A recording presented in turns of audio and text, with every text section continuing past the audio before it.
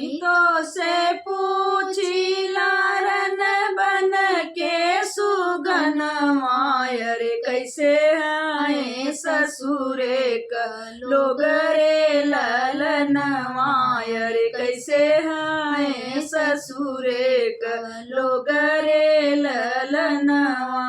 sofa जे बैठले ससुर बड़ई तायर बैठे बैठे हुकुम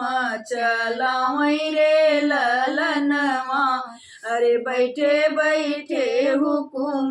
चलावई रे ललनवा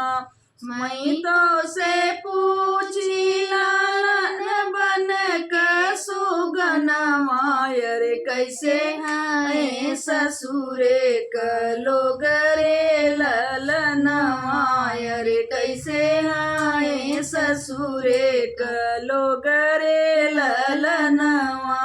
जेठ भैया बैठले कोट कचहरिया अरे बैठे बैठे बहस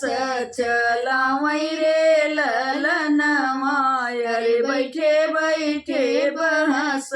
चलावई रे ललनवा मैं तो से पूछिला बन के सुगनवा अरे कैसे है ससुरे का लोग रे ललनवा अरे कैसे है ससुरे का लोग रे ललनवा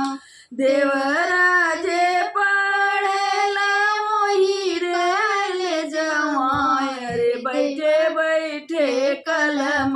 चलावई रे ललनवा अरे बैठे बैठे कलम चलावई रे ललनवा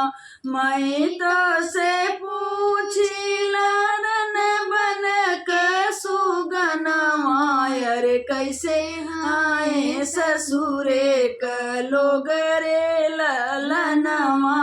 अरे कैसे है ससुरे का लोग रे ललनवा